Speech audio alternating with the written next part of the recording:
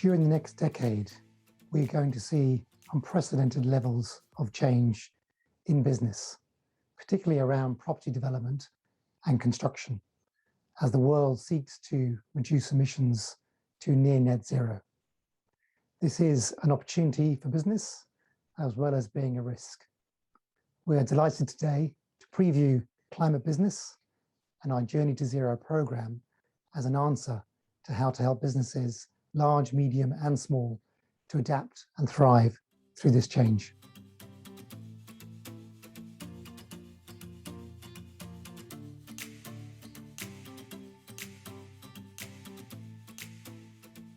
Welcome. Today we're going to go through a little bit about Climate Business, which we've just launched, and we're really excited to take you along this journey with us. In today's session, you will hear a little bit about our mission, what we do, our upcoming products, and then you're going to have a taster of how we like to work in an interactive way. So without further ado, Brian, I'll hand them back over to you. So as you saw as you came in, our mission is to empower 1 million business leaders to decarbonize by 2025. And why is that our mission? So, what is the problem that we're seeking to solve? The problem that we're seeking to solve is that for many business leaders, and actually I'm sure for many of us here today even, there's a big question mark over how do we actually tackle the climate challenge. Where do we start? How do we start this journey to zero carbon? And what we're also seeing is that many business leaders are still really unaware of the scale of the transformation that is about to happen, that is even taking place right now. To a certain extent, we've all been hearing about sustainability for many years and making sustainable improvements to our businesses and to our lives. But as some of you know on this call, actually what's coming is a massive transformation. And the challenge is that many business leaders are unaware. They're unaware of the risks that presents to their business, and they're unaware of the risks that presents to our world. So a bit of an apocalyptic picture here, but we want to kind of get across that message that there is a big risk here of business failure, and that's across all types of businesses. We're focusing very much on the kind of property sector to start with, but it is across all businesses. But as well as there being a real risk of loss and of businesses going obsolete in terms of their value proposition, there's also the fact that businesses are perhaps unprepared to take advantage of the emerging economy. So climate change, the climate crisis, is not only a real challenge for us as humanity, but it's also a massive business opportunity. Change, as always, brings opportunity. And for those that are ready and are able to adapt to the green economy, there are big opportunities ahead. We very much believe that core to solving this challenge is the need for a mindset shift. That actually we individually need to change our mindsets before we can start changing our businesses and before business leaders can start changing their business. So we've come together as a foursome. Actually, sorry, I've missed a point. There's one more point here, which thanks Ellen for the slide, which is around not only is there a real risk and an opportunity across business, but when particularly we look at SMEs, so we look at large and medium-sized enterprises, that's where we're really getting into the territory of a huge amount of unawareness and business as usual carrying on. Some of you here today are from large organizations, large corporates, or indeed from the climate change community, and you're well aware of this change that's happening. But there are many businesses out there, and small businesses in particular, and medium-sized businesses represent a massive amount of turnover. So this is the figures here for the UK. So 52% of turnover in the UK comes from small and medium-sized enterprises. And 60% of the people employed in the UK, and I'm sure it's similar across most of Europe and the rest of the world, are employed by that size of entity. And our real concern is that, and a real problem we want to address, is not only to work with the large organizations, but also to find ways in which we can create a scalable solution, if you like, to the challenge that some of those smaller enterprises face in how do they get going on their journey. So the four of us come together to create climate business, and it's focused on the business community. As I mentioned, we're starting off in the property area. That's the area where we have the most knowledge and network. So bringing in experts from property and real estate.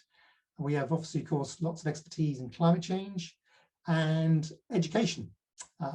So Eleanor herself is an expert coach and mentor, been doing that for many years. So we're fusing together these different disciplines and different areas of expertise to create what we now call the Journey to Zero. And Journey to Zero is our answer to the problem we mentioned before, which is how do we start? How do we start on that journey to zero? And how do we empower people to have the kind of mindset shift and the skills in order to do that? And our vision and our aim is that people are less confused, they're more able to step confidently into the future.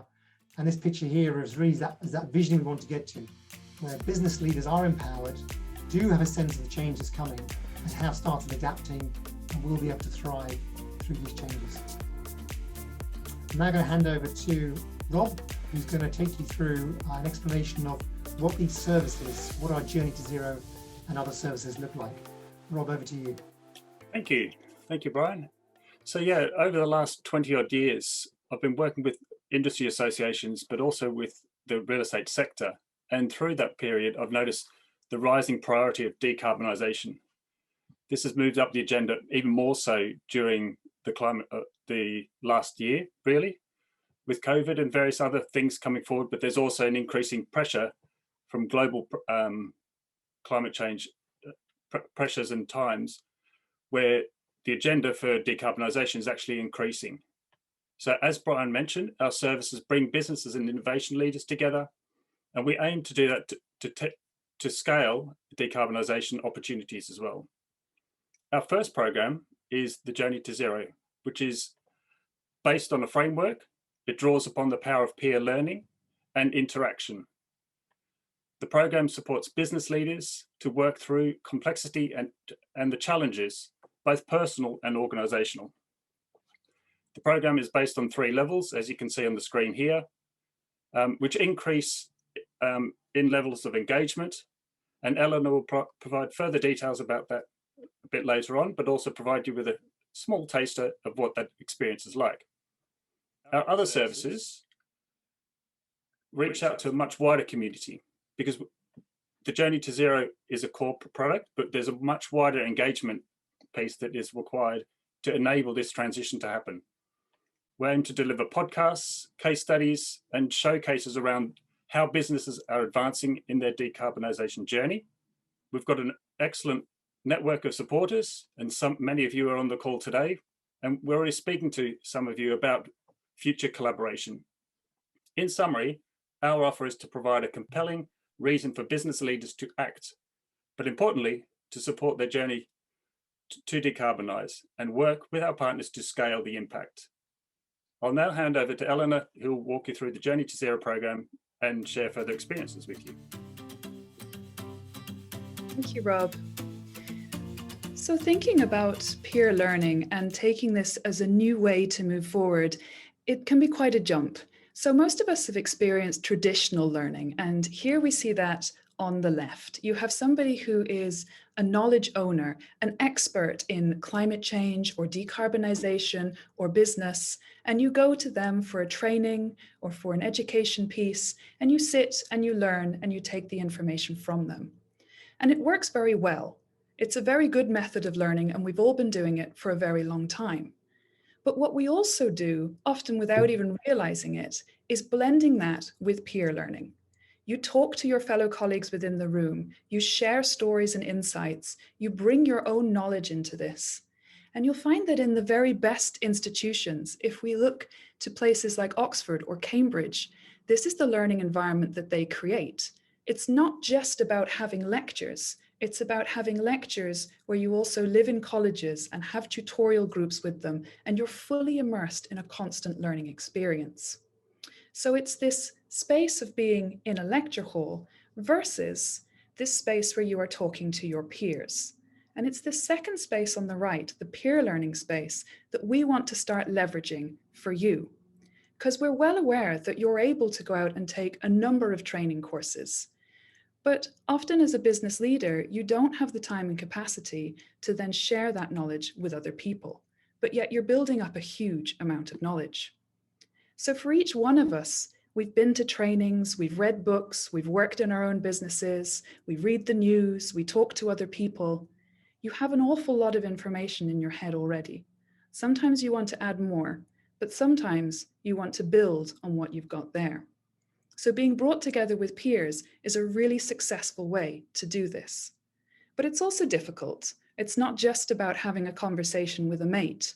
It's about having a structure around that conversation so you have a focal point and somewhere to go. And this is why we bring you peer learning through the Journey to Zero program. So we, as Climate Business, bring a topic to each session. We bring a focus to that topic and then a structure about how you're going to be able to discuss it and how you're going to work together. And what you bring is your insights.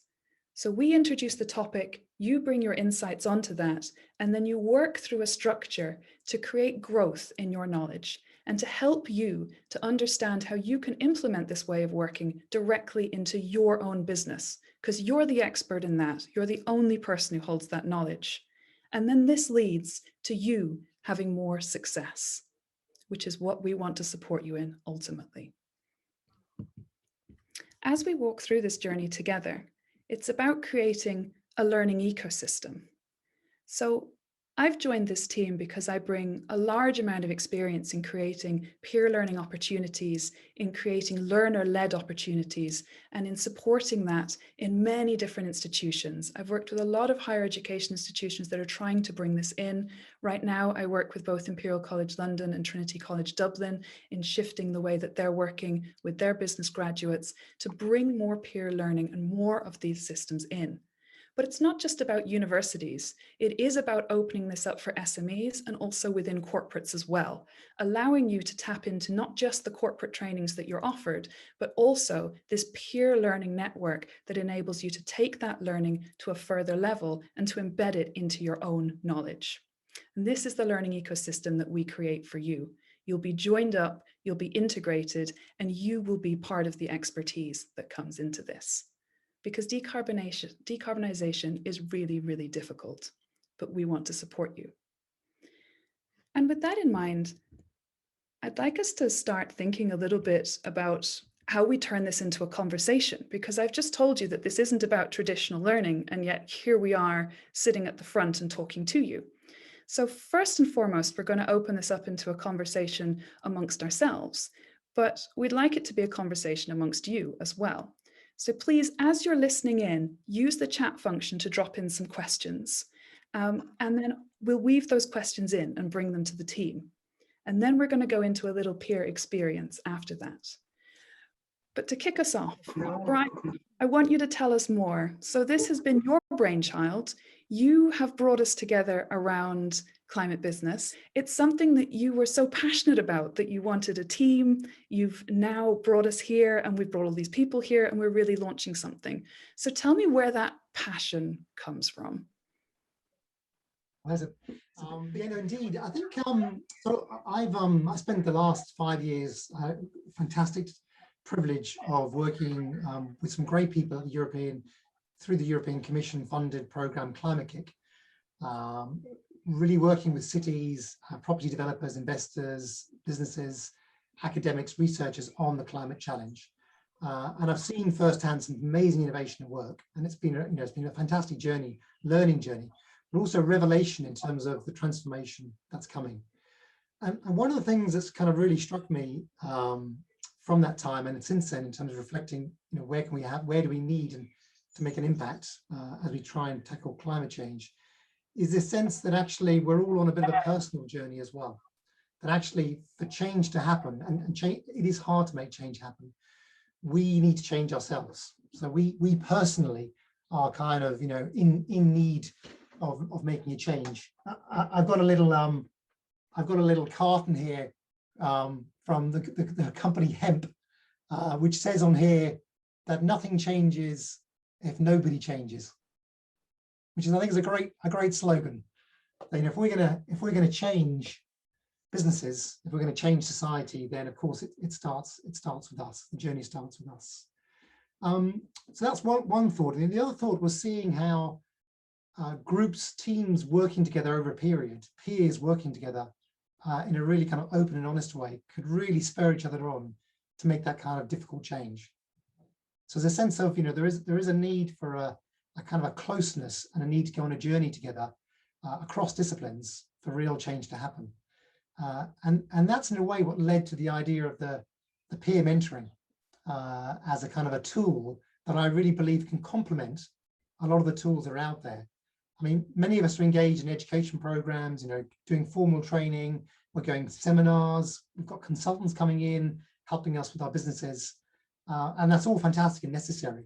But there is this kind of personal internal struggle and difficult decisions that we need to make that we also need support with. And hence this idea of a journey, that we're all on this journey to zero, and there's an enormous amount of help we can give each other on that journey. Thanks, Brian. I have another big question for you, which is, if it's important to have help on that journey, who's been a big inspiration to you? Oh, so many people, many of them on this call really as well. Yeah, I mean, I think people that have inspired me are people who kind of walk the talk in terms of what they say professionally, but also personally. So people who've really kind of taken steps to create a lifestyle and a life that's really integrated. And I think that's really tough. You know, it's easy to say, but it's harder to actually take action. And really hearing stories and seeing people who've really making sacrifices to, you know, change their lifestyle, start new businesses, stand by their principles. That's been a real inspiration. And I've been reading some great people in recent times. Of course, you know, people like David Attenborough has been a real inspiration. There's also a lady who's been quite inspiring called Priya Parker. And the reason why Priya has been inspiring for me is because she talks a lot about hosting and the power of hosting people and bringing people together and creating a kind of an environment, which hopefully we're trying to do here today in the virtual world, so that we can kind of break through into the kind of deeper things that need to change. Great, thank you. Yeah, real treasure trove around you. I love the way you've just always got something to grab for inspiration. It's a great way to work as well. And yeah, it doesn't just come from people, it comes from resources and things as well. Now we've got a couple of questions coming into the chat. So I'm going to take the first one, which is, who do we mean by peers in this context? So if you're joining a Journey to Zero group and you're meeting peers in that context, what we aim to do is to collect together people who are like you. So if you are an SME owner in the construction industry in London, then we will try and put you with other SME construction owners within London. And if you sit in a different context, then we're going to try and create peer groups out of those as well. It does mean for our first few, as we are in a setup phase, that you might be in a slightly more mixed group. But even within that, the first thing that we do is send out a questionnaire to everybody who's signed up so we can get a better understanding of you. And whenever you go into smaller peer exercises, so every peer group will have about 15 people in it, but when you do a peer exercise, you'll be with a maximum of 4 people, so 2 to 4. And then within that, we'll be collecting you together as well. So your peers will really be people who are like you. They'll be the most similar people that we can find in that group. So you're really discussing things on an equal playing field and being able to bring each other's experience in to that. So thank you so much for that question. That's a really important one.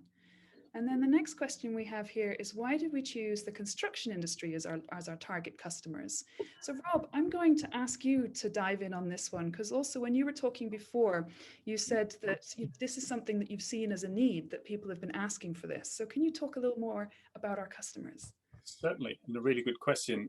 And the customers that we're looking at, I guess, to start with, around the property industry. And when I talk about property industry, and we all do in that context, it's the supply chain within that. So we realize construction is a major part of that. And we know that existing buildings contribute a significant amount. And in the UK alone, it's over 40% of the carbon outputs. So we thought where we need real action is around the support of this sector. But then we also need to look at the occupiers. So how do we engage the occupiers and how do we engage their supply chains? So we're looking at the holistic picture, but we'll definitely start with that as the first point, because we think that's probably the most important area to start with. And we know we can get some really good traction with support from other partners who are on this call as well. Yeah, just to add a little bit to that, you know, there are many large organizations that have declared goals to be zero carbon by 2030, 2040. And they can work on their internal operations and they can work on their immediate kind of supply chain. But as in many industries, and particularly around construction and urban development, there are very long supply chains. So having a tool like the Journey to Zero in which they can encourage their supply chain to engage in, we believe is one way in which those supply chains can be influenced. I think it'd be also, I'd love to bring in our fourth co-founder, which is Christopher as well, because Christopher is working in the investment industry and is also, I think, seeing a lot of change there as well. So Christopher, I don't know if you wouldn't mind saying a few words, what you also see in terms of why this is a particularly interesting sector to focus on. Well, property sector is responsible for, I think it's about 1/3 of all emissions, all carbon put into the environment. And in addition to that, when we look at it more carefully, the construction and demolition of buildings accounts for considerably more than half of the life cycle emissions that come from the built environment sector. So it can have an enormous effect on the entire carbon ecosystem. We're beginning to see an awful lot of activity in this space from some of the biggest property companies and developers who are striving against each other to complete ever more low carbon buildings, particularly in terms of that construction piece. Refurbishing buildings rather than knocking them down, recladding them rather than removing the frame. So there's an awful lot of opportunity, and there's a very deep and diverse supply chain for the construction industry. And it can make a real difference to the world. Plus the fact, as Brian has previously said, it's the industry that I think collectively we all know more people in than anything else. Thanks, Christopher. Thanks both. So we have two more questions here. I'm going to take the first one, and then Brian, just to prep you, I'm going to hand the second one over to you, which is, I understand the socially conscious side of the story, but might you give us more on the business part? So you can be pondering that whilst I answer this one from Kathy, first of all. So Kathy, hello. Always lovely to see you. So she's been involved in education a long time, and she's saying that there's this lovely quote of, "Tell me and I forget, show me and I may remember, and involve me and I will understand." And how does this embed into our peer learning? So, I mean, this is a great question, because actually this is a lot of how we've constructed this idea. And the way that we've done this is that when people join up to Journey to Zero, they're joining up to a number of peer sessions, and they can either take a small amount, a medium amount, or a large amount, depending on how involved they want to be and how much change you want to create. But even in the smallest amount, you still get 3 peer sessions, and they're spread out. So what will happen is you come to your first peer session, you'll get some information, a methodology about how to start thinking around these climate change topics and how they affect business. You'll then dive into a discussion with your peers, which will be facilitated and supported to help you think about how you can start making some change around that topic that we've discussed that day. You'll then, at the end of that, go away and have a few weeks in which you can actually do something in your own business, try and change something, let some of this thinking settle in, and we'll also send you resources during that time. So there's other things for you to tap into. And then when you come back in the next session, we can feed back on what's happened in real time, in real life, before pushing you in to the next nugget of information, the next step to take yourself forward. So throughout it, you're always working through a loop where we're giving you something, essentially telling you it. You're working with others, so you're doing the show element, and then you're going away and doing, so you're doing this do element of it. So all three parts are in here, and this is also why the time scale is quite important, that these aren't really condensed learning courses, except our special offer, which Brian will tell you about right at the end. But they are over a slightly longer time period to allow that doing to occur, because it's really, really important. So yes, thank you for that one. Brian. Great. Bill, yeah, thank you. Great question. So your question was, I understand the socially conscious part of the story. Might you expound on the business part? Definitely. So, going back to what we said at the beginning around, many business leaders are unaware or unappreciative of the scale of changes happening. What we are seeing is that some of the largest organizations are seeing this change and are mobilizing and are adapting. And in fact, we're going to publish an interview with a business leader tomorrow, hopefully, because I interviewed Johnny Waits from the Waits Group yesterday, our first kind of leadership interview. And Johnny was, I think, he's going to be a classic example of somebody and an organization which is, it's a £1.6 billion turnover property business. So it's one of the biggest corporates, building houses, building hospitals, building prisons. And what Johnny said is that in the last 18 months, they've really seen a complete shift to understanding how important adapting to climate change is going to be for their business itself, so their bottom line. And that's because they've already started seeing customers demanding a much different product, a much lower level of carbon, much more zero carbon friendly solution than they previously had done before. And also investors are grilling them. They're grilling the Waits Group, the board of directors, on their sustainable journey, their journey to zero, basically. So, it's moved beyond complying and ticking the box and doing the right thing to actually being business critical to the future. And so, the market is shifting. Businesses need to start adapting. And as we all know, that kind of adaptation, that kind of shift in mindset and change to understanding where things are going doesn't happen overnight.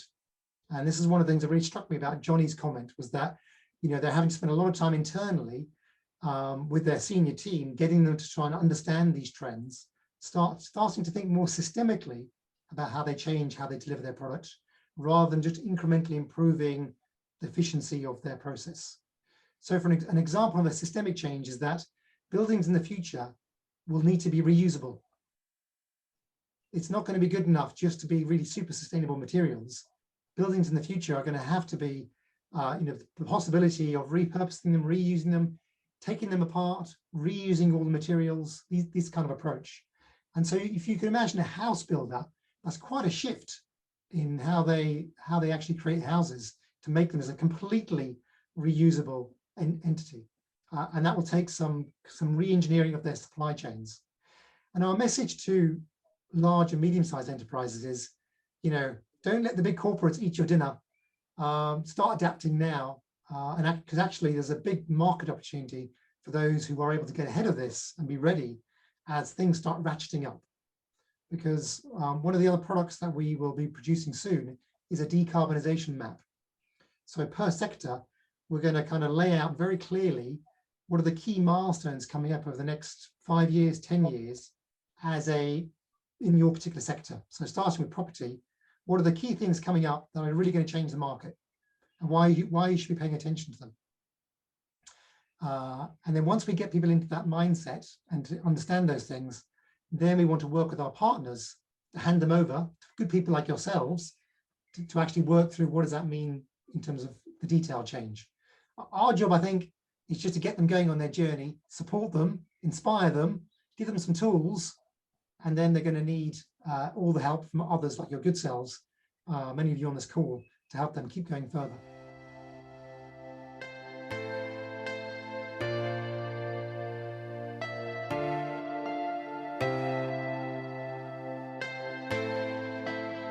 Okay, welcome back, everybody. So thank you so much for participating in this little discussion opportunity. And since we didn't get a chance to go into the rooms with you, we'd really love to know a little bit about what came out of those discussions.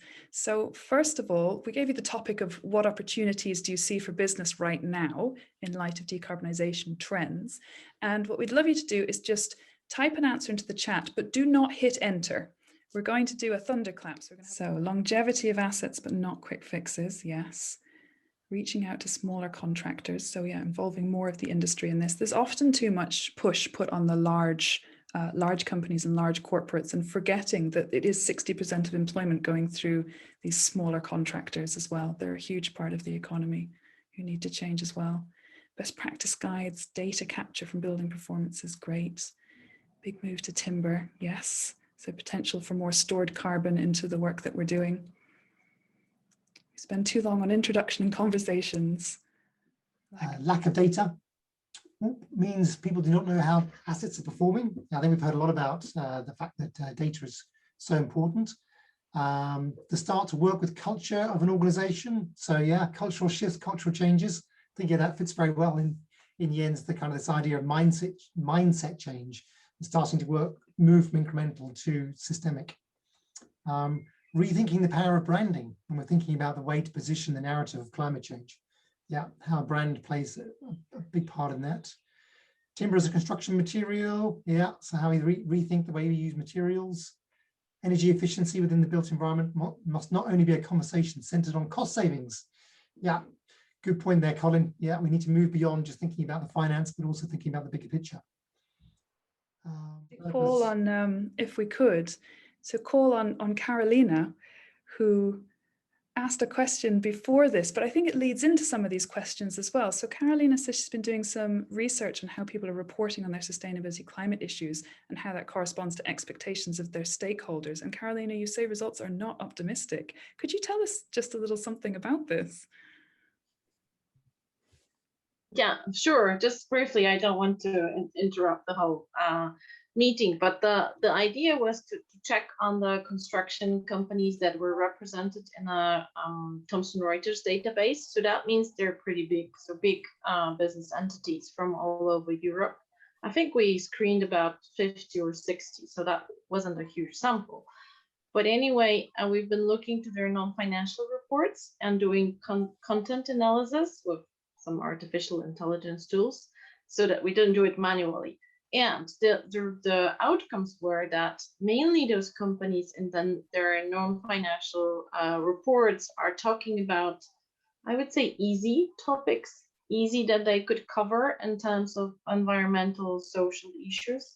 And they weren't really tackling on demolition waste or some climate risks and things that stakeholders would expect to read in those non-financial reports.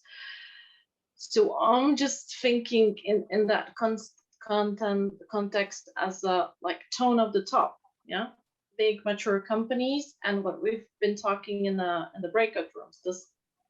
Those SMEs are mainly subcontractors of those big businesses. So there is a lot to do in that field, I would say. The question is how you could reach those entities, and if there will be willing to put effort in those topics. Yeah, thank you so much for this and for giving that little insight as well, because there is a lot to do, and seeing in what's coming up from the discussions as well, you know, to change the culture of an organization, to rethink branding that's happening and the power of those narratives, to rethink construction materials, and to enable companies like this, as you say, to put an emphasis on this, to care about it and to want to change, and to make that part of the business as normal, of what they're actually doing. So to not make it an add-on or an extra or something they're just doing to pacify stakeholders, but to actually make it business worthy, to make it a useful change that's embedded in what they do. So I think that really comes through very nicely into everything that's actually being said here. Okay, in the interest of time, we're going to have to go into our wrap-up piece. I say we're going to have to. We honor your time very strongly, so we will end absolutely on time, which means that, Brian, it is back over to you for our closing words. Fantastic. I just, before I begin to close, I think, Caroline, what you raised there is a really good point in terms of the kind of scaling. So, we've no doubt that collectively, there's a lot of great inspiration and tools we can bring to business leaders on their journey. One of the biggest challenges for us, and where we'd love your support and your ideas, many of you on the call today, is how we scale such a kind of an offering. And we're very encouraged by conversations with some of the banking community who recognize that they really need to de-risk the loans that are out there with SMEs. And of course, they're under pressure now to disclose the climate-related financial risks, both across Europe and in the UK and globally. It's becoming mandatory now that banks are having to disclose the risks. So they are looking for ways in which they can de-risk those loans that they have out to businesses. And actually, we're already seeing, for example, that Santander have created a mechanism with Tesco. So with Tesco, the supermarket chain, for any suppliers, for any of the SMEs that supply Tesco who enter their decarbonisation program, Santander will offer a reduced loan rate to those SMEs. So we're starting to see now these kind of incentive structures coming into place. And we're also in conversations with banks like NatWest about how Journey to Zero, for example, could be something that banks could use as a way of getting alongside their clients and essentially SMEs in the supply chain. So we see lots of ways in which such a model could be scaled by working with the corporates and with the supply chains. So to wrap up, what you've heard today is our mission, what we're trying to achieve with Climate Business and with our Journey to Zero program. We talked about the peer learning program, and Rob shared with us the fact that there are also other services, if you like, that we're building around this. I mentioned the interview with Johnny Waits that will be published very soon. That'll be one of our first interviews, and we're also going to work with Waits to run a workshop to drill into more detail about their value proposition shifts and changes, so we can learn from that. So we've got a number of offerings which we're going to be rolling out in the next few months, and which again, we're early days. This is a preview, chosen to be a preview rather than a launch, because we recognise that there's a lot of work to be done to make sure we get this right, and we're really keen to kind of work in partnership with many of you in that process.